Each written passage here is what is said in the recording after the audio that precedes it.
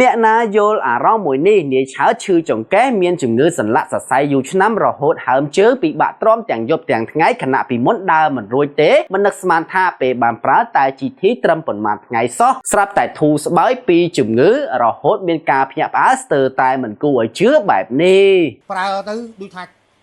ជាស្រឡះស្រឡែងហ្មងគឺថាបាទដូចថាលេងចុកលេងអីបាទយប់ឡើងសម្រានទៅគឺថាស្រួលហ្មង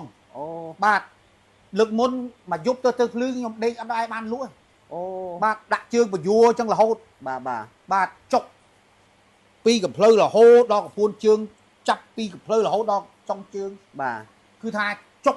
មិនបាត់ពូឈឺប្រហែលឆ្នាំឯពូ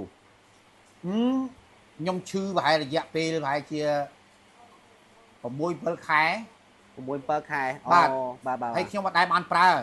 អត់ដែរបានប្រើទេបាទដល់ពេលបានអដែងលោកប្រធានក្រុមហ៊ុនហ្នឹង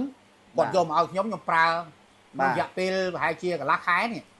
កន្លះខែណាបាទកន្លះខែគឺខ្ញុំស្រកអស់ហ្មងបាទស្រកអស់ហ្មងស្រកអស់ទៅស្រួលហើយសម្រានយប់អីគឺអត់មាន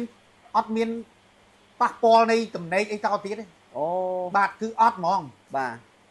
ចឹងខ្ញុំធំហ្មងបាទពីមុនហើមធំហ្មងបាទហើមធំបាទ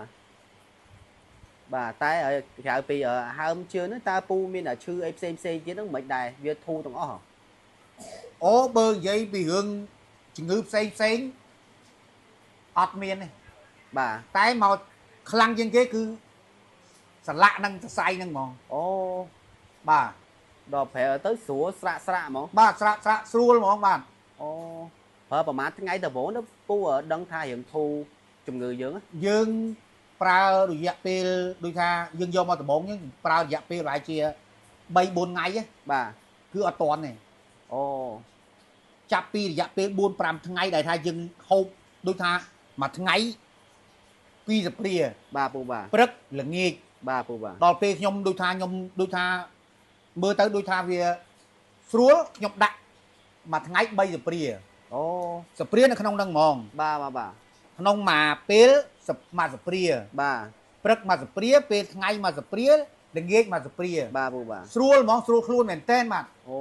បាទហើយស្រួលហ្មងណាពូណាបាទតែសិទ្ធិនេះគឺថាសម្រួលសរសៃយើងស្រួលមែនតើបាទសំបីតែអ្នកឡើងគីឡូបាទអ្នកឡើងគីឡូមៀតធំអីហ្នឹងបាទពូក៏អាចប្រើទៅបានដែរបាទប្រើបានបាទអ្នកមៀតធំដុសខ្លាញ់ក្បាលពោះខ្លាញ់អីណាបាទគឺប្រើទៅគឺស្រួលហ្មងបាទហើយខ្ញុំបាទទោះបាទនិយាយមិនទេប្រើអាហ្នឹងដើរខ្យល់ដើរខ្យល់ទៀតបាទដើរខ្យល់ណាស់បាទនិយាយពីព្រិះព្រុសបាទហើយរយៈពេលដែលយើងបត់ជើងតូចបត់ជើងធំបាទគឺស្រួលហ្មងគឺអត់មានអីណាដូចយើងដែលយើងអត់ទាន់ដែរប្រើបាទពូបាទមានព្រិះព្រុសអញ្ចឹងណាបាទពូបាទដល់ពេលយើងចាប់ដើមប្រើអាហ្នឹងគឺស្រួលមែនតើស្រួលមកពូណាបាទអញ្ចឹងឥឡូវជាចុងក្រោយពូមានអ្វីណែនាំបន្តនោះសុំមកក្បាលពោះខ្ញុំនេះស្រកជាងមុនដែរបាទស្រកអស់នេះមើលមួយឯងមើលបាទនេះបាទស្រួលហ្មងពីមុនអត់ទេបាទពីមុននៅក្បាលពោះខ្ញុំនេះដល់នេះ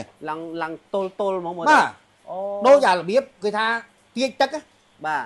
ដល់ពេលខ្ញុំប្រើរយៈពេលប្រហែលជាមួយខែកន្លះខែមួយខែហ្នឹងគឺស្រកហ្មងបាទពូបាទស្រកឲ្យដៃជើងយើងអីវ៉ាន់ហ្នឹងដូចថា